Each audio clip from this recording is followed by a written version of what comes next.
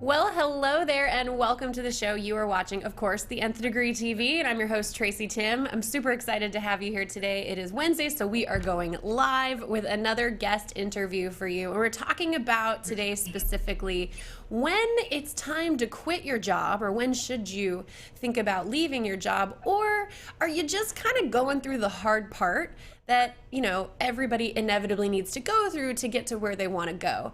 And I'm so excited to bring you today's guest. Her name is Emily Page. She's an amazing dear friend of mine. We have offices across the hall from each other, and we joke with each other all day long. But in all seriousness, Emily is the perfect person to talk about this because she actually helps generate products through her company, Pearl Resourcing. They do product development and packaging, and they help you take your idea from concept to reality. And so they're constantly going through the genesis of ideas, from I just have this thing in my head to making it something that people can buy and something that people want to buy. And so along the way, they inevitably come up with all kinds of different issues and problems and obstacles. And then she's also had issues and problems and obstacles in her own personal and professional life. So I didn't think of anybody that could be better for this conversation than Emily. So I wanted to introduce you to Emily Page. Emily, thank you so much for joining us. Thank you so much for having me. It's so much fun. I've wanted to be on this for a long time, which is very exciting to actually be here with you. And what's so funny is we are normally in the same office, but I'm right now in Los Angeles. And so we are doing a teleconference phone call, and yes, we are. You're in Dallas, where I normally am. So this is the power of technology. We're harnessing it right now. It is the 21st century. I'm loving it. So why don't you start out with telling everybody a little bit about your background and how you got to where you are, and then you and I are going to go a little bit deeper into what you do now and really how to figure out when it's time to quit and when it's time to just push through the hard stuff. Okay, so for one, I went to school and studied economics because I love solving problems and figuring out the question why and how, and I'm so intrigued by what causes people to buy things. And I really thought I wanted to be a PhD in economics, and I actually went through the grad school program and failed out of my PhD program. I got a master's degree, but I couldn't pass the qualifying exam, and it was so painful. It was so painful to not succeed in that particular moment, and to also realize I didn't have what it's not that I didn't have what it took, but it wasn't a good fit. And my mentor at the time, who was the president of the program, said, "Emily, I think it's a good thing. You have a huge personality. You're not as good at math as everyone else in your class cohort. Yeah, embrace it. You've got a big personality. You're the one throwing the parties, bringing people together. Maybe you should consider this a blessing." And so I went out and was trying to figure out what else to do with my life. And it felt like a divine intervention. I met a woman named Terry Valentine through a friend of mine named Ashley Valentine, and she owned a frozen food product development company. They made recipes, and she's an amazing chef. Yes, and she offered me a job as a project manager. It's so super cool. Oh my gosh, this job became the coolest job because you get to taste test. You get to taste test all the things that were going to Williams-Sonoma and that were going out to Trader Joe's and all this stuff. And so I learned about product development through a project management job, and I did that for 5 years, and I loved every minute of it. And I just kept getting promoted. So, I was under 30, and I became VP of operations for the company. And I just loved the solving problem in a different way.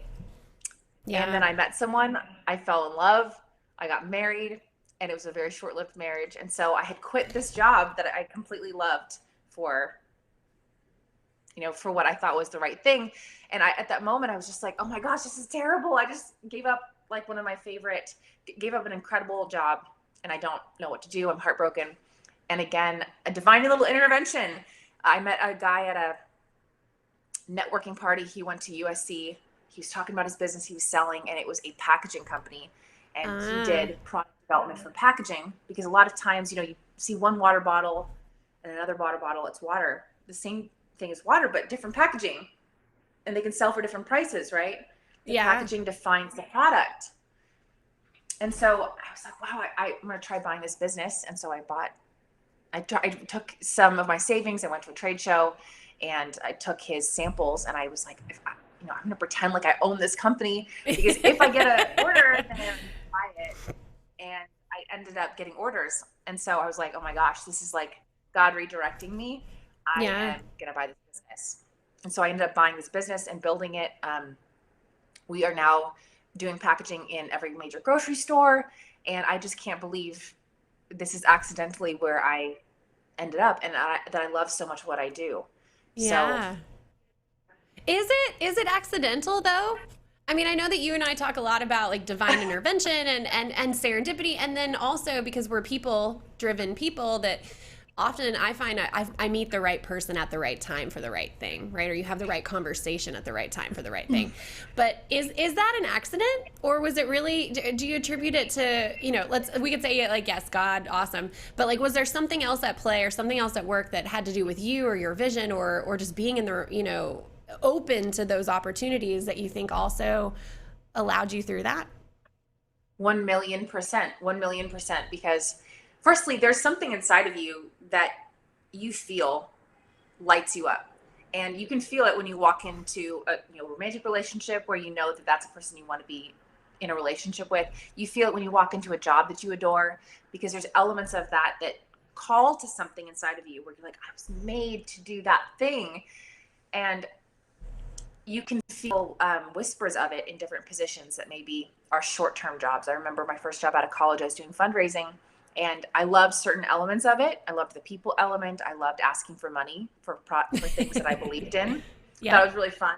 It's a unique, weird quirk. And that was weird. Nobody likes doing that, but I did. Yeah. And so I learned a lot about myself through that. And so yeah, I would say that I think besides like that divine intervention element, there is something inside of you that you feel you are made to do and that you want to do, or that lights you up. You don't have to be too philosophical about it. You're just like, hey, I like this thing. And so when you are able to follow that and be open to opportunities that might expose you in slight, small ways, it creates a wedge of opportunity that maybe can let you do it all the time. So being in tune, I think, with what lights you up and gets you excited is really important. And sometimes tragedy is important in your life because it allows you to suddenly be open to taking a risk towards what you're passionate about. Yeah. Is that how you feel about it too? Yeah, so I tell people this all the time when we're in calls, or one of the first, I get a handful of objections all the time, right? And I think the number one thing obviously is fear. But as people start to break that down, one of the things is they always tell me, oh, but I'm already going through this, or I'm already going through that. Like, we're moving, a relationship is ending, a relationship is starting, my parent is sick. I mean, you name it. Like, there's always going to be stuff, right, in our lives, circumstantial stuff. But I find that especially with making a career transition, because our careers are such a one of the places where we spend the most time and have the most continuity in a given day, right? If you already have, so it's easy to get stuck in a rut. That's the idea there, right? That if it's your source of continuity in any given day, wanting or having the will to disrupt that takes a lot of momentum, and you have to create a lot of inertia to get it going. So I find that if you're already in transition in some other part of your life, it's that much easier to get the transition ball rolling in the career part as well, because you've sort of anesthetized yourself to the initial like pain that comes from making a change. So I'm with you, yeah. And I've also found that like if things are already like, if there's a shitstorm going on in my life somewhere else, I'm like, well, I might as well just mess with this part that I'm unhappy with, because I'm already dealing with that, and that's hard enough. Like you just might as well. Like if it's gonna rain, it should pour, and then the next day it'll be sunny. So for me, maybe I'm a masochist, but I just pile it on, generally speaking, and then hope that all the pieces land where they should. But no, I agree with you totally. So yeah, go ahead. Well, I was just gonna say that what's curious about that, you'd think I'd become an experienced person at understanding that painful moments are actually moments of opportunity, but it's not like that pain and surprise and shock ever goes away, because I'm 36 years old now, and the things that I look back and my greatest accomplishments have come out of the deepest moments of confusion or change or transition, where I literally had no idea what I was going to do. And there was a lull that was so uncomfortable, where it's almost like you'd hear a pin drop, because you felt, I'm in the wrong position. Something needs to change. I can't believe this is happening to me. What am I going to do? Who am I? Those moments of confusion were actually the genesis of my greatest accomplishments. I found an incredible business partner, in Jocko Willing, for example. He was just coming out of retirement, and he went on the Tim Ferriss show because he had just written a book and was about to publish it.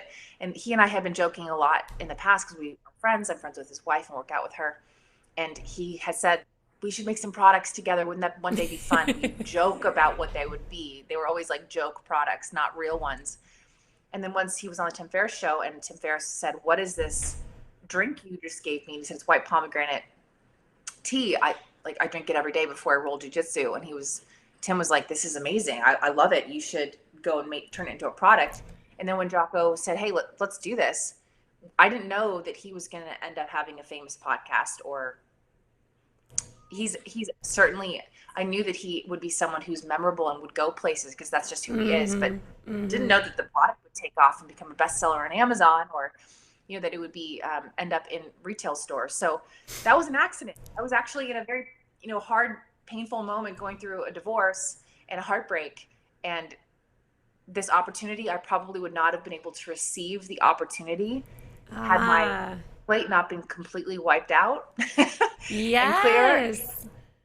And I wouldn't have been in a place of receiving had I not been in that place, which is, it's interesting. I mean, I don't know what that means. That is so beautiful. People going through that. No, it's so beautiful, because, opportunities present themselves to us all the time. Like, that's the nature of living, is that we're constantly taking in stimuli. It could be the light, it could be sound, it could be, and we have to decide what we tune into, because there's just so many things begging for our attention at any given time. So he probably wasn't the only conversation you were having at that point in time, right? But it was the one that you saw as an opportunity for very specific reasons. And the psychology behind it is super joy. Yeah, joy, right? And it's what you're seeking, and it's what you're looking for that really dictates what you actually see more of. And there's a psychological phenomenon, I can never remember what it's called, but it's basically like, if you ever go to buy a car, like let's say I want this like exact white sedan and whatever make and model, and then you go and you do all the research, and then you buy it and you bring it home and you're like, oh, I have my favorite car, this is amazing. All of a sudden you see commercials for it, everybody in your neighborhood has it, there are 5 people in your office that have one. Like, it's because we tune to things that we're already thinking about. So if you're, going through a hard thing, this is how I think of it anyway. If you're going through a hard thing in one part of your life and you're looking for joy in any other part, whatever lights up that joy, little sensor in your brain is the thing that you're going to tune to. And yeah, so I want to go deeper with that too, because I know that you and I talk about this stuff a lot, as far as like what's hard. Champagne. Over lots of champagne, pink bubbly champagne. How did you know, the difference between something that's just hard that you have to kind of push through to get where you want to go, and when it's just wrong, like when it's just not right for you? Have you ever had a point in time where you were like, I could totally muscle my way through this? And maybe your PhD experience could have been like that. I could have you could have studied, you could have done everything you wanted to do to make that dream happen. But you realized, I think pretty intelligently, that like if there's resistance here and it's not because it's just the hard thing, it's the wrong thing, then I'm going to pivot and go this other direction. So how do you do that? Yes. So I would say that PhD program was certainly one of those moments, because I actually did apply after I failed out of that program. I applied to another one, because a lot of people do that. They will fail out of one qualifying exam, then they just get into a new program somewhere else in a different place. And I did get accepted in other schools. I could have gone to England to study but there was a sense of resistance and a sense that that was not the right thing. And what's bizarre is that, when you're busy and you're stressed out and you're afraid that maybe what you want is not going to happen, you Yes. can get into a frame of mind where you're too focused on that, on what you want, that you're not actually listening for what your heart's actually telling you. You've set up this framework that the world needs to operate under. Either your parents Yes. helped to create that for you, or your friends maybe are all living a white picket fence house and lifestyle, and with 3 kids, and you're thinking, oh my gosh, I'm not going to have what's expected or what I think I need to have in my life. And that, I think, can certainly hamper your ability to listen to really what your heart's saying. The reason why I wanted to do the PhD program is I wanted to firstly learn. I love learning. I love solving problems. I love, number 2, understanding how people, work and operate. And number 3, I wanted to be able to reach a place of authority where I could speak about these topics and encourage people. I wanted to be able to Yeah. encourage people on a regular basis. And I thought, if I have a PhD, I will have authority and I will have expertise and knowledge, and I'll be able to really help people. But you know what, Tracy, I do this every day in my actual business. It's so Yes. weird. In a business environment, money is a part of all of our lives, our business. I get to actually build products for people. I can do it for, influencers and people who have celebrity reach. I can do it for grocery stores. I do it for manufacturers and people who sell chocolates or chips. And I get to talk to people on a daily basis about their life. And I had no idea this was a platform I could embrace. Yes. And so the cool thing is that life can sometimes force you to listen to your heart, but it's hard to do. It's hard to, when you're under stress and when you have expectations for life, it's hard to let go and trust that to listen to your own heart and follow that. Yes. Oh my gosh. You said so many amazing things that I'm like, we could go this direction, we could go that direction, but Yeah. it's Well, so, yeah, it's so hard. Well, what I was going to say, because you asked, like, how do you do it? And so I guess those are examples of what was painful. And I can say on a daily basis, another example is that I get clients who come into my peripheral view and I think, wow, this is going to be a perfect client for me. We need to work together. And then it doesn't end up working out. And you can feel a sense of resistance. And so I think you said, how do you handle that? In my own life, what I find is that I press. There's a certain level where I press and I push towards an outcome and a goal that I really would like to see happen in my life. I'm trying to manifest it, or I'm trying to make it happen, or with the force of my will and my strength and my creativity, which is what you're supposed to do in life and business. That's how you create action. You can't move the boulder until you start taking that first step. You won't know the full path of taking the first step. So I'm always, in any situation, whether I feel resistance or not, I'm always still taking steps, because that's how you learn the information. Like, whoa, that's not the right direction for me. Yeah. And you keep doing that until you feel, I think you have to take moments to be intuitive within yourself, because you get the sense in your gut and in your heart where you're like, oh my gosh, this is just not working out. I'm going to let it go. And that would be the second step, is that you stay in tune with who you are. That's what I do normally, is I get the sense and I just have to listen and then let go. That's the third thing, is I think letting go of stuff where you feel that sense of resistance and it's hard. And there's a principle, it's like the ABC principle, not always be closing, but in sales, if you want to close client A in sales and they're not budging, the best way to close A is to go find B and go find C and try to close them. Forget about A. It's true of dating too. Like if you're trying to get someone really interested, if you're too available and you're focused so hardcore on getting your outcome, you think this is the right person, you lose something. I don't know what it is. And if you let go of it and you walk away and you go find B and C, A comes back. All of a sudden A wants in on whatever your business is. And I think that's probably true of jobs. If you're applying for a job that you really want and they're not responding to you and you're just like, gosh, I can't do anything to move that ball, let go of it for a minute. Go find something else, because you are worth it. And then come back. Oftentimes it'll come back. It's like a law of the universe. I don't know why it works that way, but it works that way in our sales. And That's I how I think would handle it. too, yeah, and you really are gifted, and maybe you've done just hard work on this because I know you've gone through hard personal things that have probably made you have to go back to the drawing board and ask yourself, who am I, and what do I stand for, and what matters to me, and what are my core values, and what do I do now, which is always the scary question after something crazy happens. Do you feel like you do that on a routine basis, or you just kind of have a sense of self that's pretty natural, or is there a way for somebody who's coming in and saying, well, Emily just knows she likes to solve problems and knows that she is innately interested in, packaging or whatever, like, and I don't know what I like, I don't know what I want, like, what would you say to that person? Because I was stuck there for a really long time, and it kept me from doing the Yeah. hard thing, which was quitting, knowing that I was in the wrong place and needed to take the time that it took to figure out what the right place really was. Right.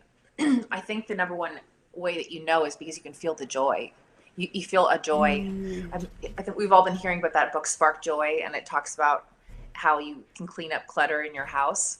And yeah, it's the most adorable TV show too on Netflix. You can just watch it, and it's so sweet because it they really talk about how is. you take She's the cutest. She's the cutest. Marie I love her. Kondo, Yes. unless I'm saying her last name right. She's like, take this glass and like ask yourself, do I feel joy? And if not, then you say, thank you, thank you for your service, and then you let go of that thing. And if it does serve you and you do feel joy, then you keep it. And it's a very woo-woo way of approaching life, and not everyone's as maybe emotional Well, about it, but is it's the it same though? concept. Is it? Because I think that along the way we forgot that joy was an option.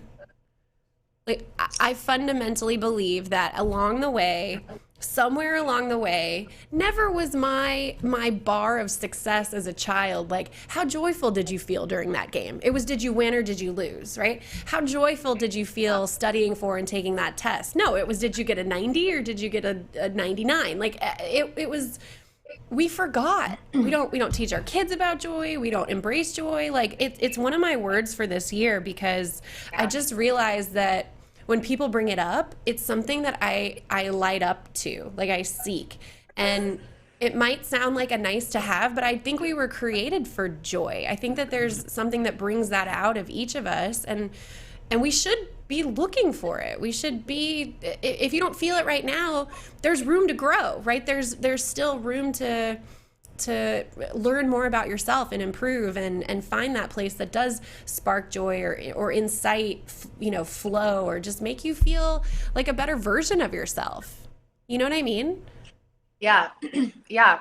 And when it comes to finding it, I think I'd be so curious to know what you do to find joy, like how you find the stuff that you, because this is really your area of expertise. I know that in my own life, because I'm a people person, I usually get awareness about myself through conversations with friends or Yeah. mentors or coaches, people who have a unique skill of listening to what you're saying and then extracting and summarizing in an executive summary. Hey, did you notice that you just kept talking about how much you loved that job, how much you loved talking to people? Yes. Do you know that every time I talk to you, you start talking about that topic again?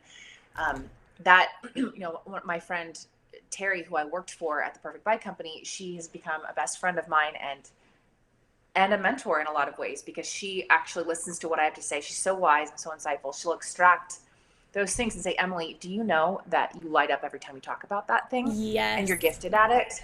And so that reflection is like, oh, mental note, write that one down. Okay, I'm really good Yes. at public speaking. Okay, I'm really good at sales. Okay, I have incredible intuition about, um, the artwork and what it's going to look like on the shelf. So maybe I should be spending more time doing that.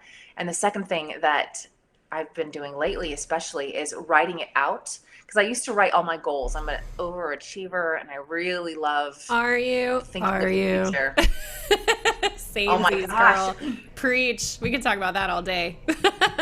Oh my gosh. And then you hit one kind of accomplishment, and rather than sitting there to gel and rejoice over it, you're already thinking of the next way you're going to try to launch a new product or build a new business. And it's not very healthy. So what I've been trying to do lately is write out the things that give me joy. There's a lot of books about this topic advising that this is an important journaling technique, but to focus on that stuff and write it out like every day, even something as small as dark chocolate truffles, which I love.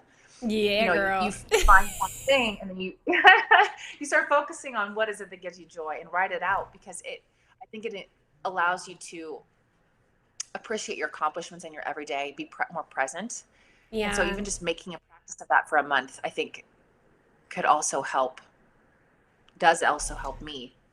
I think What do that's you normally recommend? I think that's brilliant. I have also, because I think joy comes from oftentimes getting to feel the feelings that we desire, also. Like, joy is sort of like the higher manifestation of feeling, maybe if you really value accomplishment. If I'm deeply in the feeling of accomplishment, I feel joyful because of that. So, I always try to tell people to, instead of goal setting, it's the Danielle Laporta, right? Like, the how do I want to feel? What are my desires, right? And if you can set those and then allow yourself to feel them now in some way, as opposed to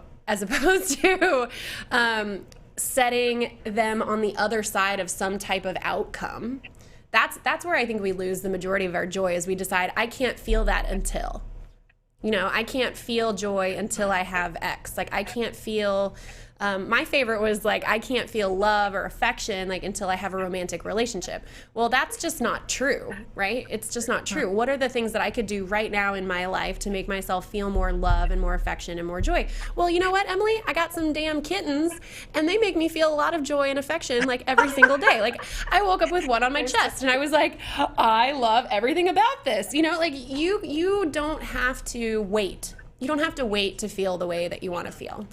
But I want to take this a 180 and say that what one of our favorite topics to talk about, one of the things I definitely wanted to cover before we wrap up today, was this idea of the day of small things. Because not every day is going to be the greatest manifestation of your joy. But a lot of times, the days that we go through, or even just the moments that we go through that are seemingly hard or insurmountable or just effing, inane and boring and like minutia and like the stuff that I just can't, I have a really hard time, I have a lot of resistance to that stuff. How do you see that and embrace it in a way that fuels that greater desire for joy? Because I know that you have such a beautiful sort of view of this, and I try to do more of it every day, and I want other people to hear your 2 cents on this. Yeah. Well, I think when it comes to the day of like the small things, there's it's like some kind of a proverb, and it says like, don't despise the day of small things, because they have to happen. The implication of the proverb is that you have to go through the small things to be able to get to the big things. You don't just become an adult, like a 30-year-old strong adult when you're a baby overnight. It actually takes time, and the journey is a part of the process. And again, with this overachiever perspective, I can be hard on myself in my circumstances. And Yeah. since I'm not going to lie, when I was 5 years old, I had inside of me a lot of the things that I'm doing now. There was a desire since I was 5, 13. It became even more clear that I was not yet being able to be my fullest expression of myself. I know it sounds so weird to say No, that I young, hear but I that. really felt that discomfort since I was, since I was became aware, had awareness of self. Yeah. I felt like I was not fully living my greatest, deepest callings. And I am the closest today to being the person I know that I'm made to be, that I've ever been, which is incredibly exciting. But that means that I've spent the past 36 years feeling like, dang it, I think I was made for something more than what I'm doing right now. So Yes. you're sitting in a job that doesn't feel like it's your greatest expression, and yet you need to make money to be paid. Yes. And I think the awareness that I developed in those moments, and I'm not saying it came easy. I think you have to hear it. Someone needs to tell you that, hey, you're supposed to be where you're at in this season, and you need to keep hearing it over and over again, because it's not like Yes. that. Knowing that makes it less uncomfortable, or that suddenly gives you faith that, oh, Yep. you know what? Don't worry, you are doing the right thing. You are. It's just uncomfortable. This is where you're supposed to be. This is not the wrong moment. The future is coming. That faith doesn't just come because someone tells you to have faith and that it's going to work out, or they believe in you. You have to, I think, coach yourself. You have to daily talk to yourself and encourage yourself and remind yourself that this is true, and stay in that moment that you feel that you're supposed to be in that job, and seek for the things that are there, that you're there for. So like I mentioned, that fundraising job, I learned so much in that job because it Yep. put me in a lot of uncomfortable positions with people who were far my senior. I was talking to the leaders of major law firms in downtown Los Angeles, Century City, Beverly Hills, and you'd walk in and you're like, these people have power, influence, and education, and Yeah. I'm right out of college. And do I deserve to be in this room? Okay. Do I deserve to tell this person, hey, like, this is the dean of our university. Look at his incredible initiatives. Like, who am I to speak to this person who's so influential and ask him to give money or to believe and support in what the president of this school is talking about? That stretched me. Yep. It forced me to step up. And so when I look at that job, I didn't feel the full fulfillment of what I will one day do, but it was there for a reason. It taught me a lot about self-confidence to walk into, the university club or all those clubs down in downtown Los Angeles and, act like I belong there. I had to learn and step up. So I felt like that was there for a reason. The small things were a blessing. Yeah. I don't know. I don't know what do you tell It's people? so, yeah, it's perfect. It's so beautiful. And what you just defined is the difference between seeing that you might not be at your fullest expression, but knowing that what you're going through is going to add to that and get you there eventually, which is totally different from knowing that you are just in the wrong place and being afraid to make a change. That's the major distinction, which is so beautiful. So I hate that we have to wrap this up at this point because, here we are and it's 30 minutes and we probably, made some people tired because we've said a lot of really big, deep things. But Emily, you're just an amazing inspiration. I love that you're in my life. So if other people want you in their lives, what's the best way for them to get in touch with you? They can come to, if they are interested in developing products, you can come to pearlresourcing.net. You can see some of our packaging and products and reach out there. You can also follow me on Instagram, Emily Ann with an E page, EMILYANNEPAGE. Beautiful. Love it. Well, thank you so much for sharing just your joy, your inspiration, your, vulnerability and authenticity in your story. And I know so many people are going to get so much from this. I know every time that we talk, I get so much from it and I learn something new. So I just love that about you and our beautiful friendship. So thank you guys so much for watching. This was yet another episode of the Nth Degree TV, the place to be to take your career from stuck to unstoppable. I appreciate so much having you here and joining us for today. And we'll see you on the next episode of the Nth Degree TV.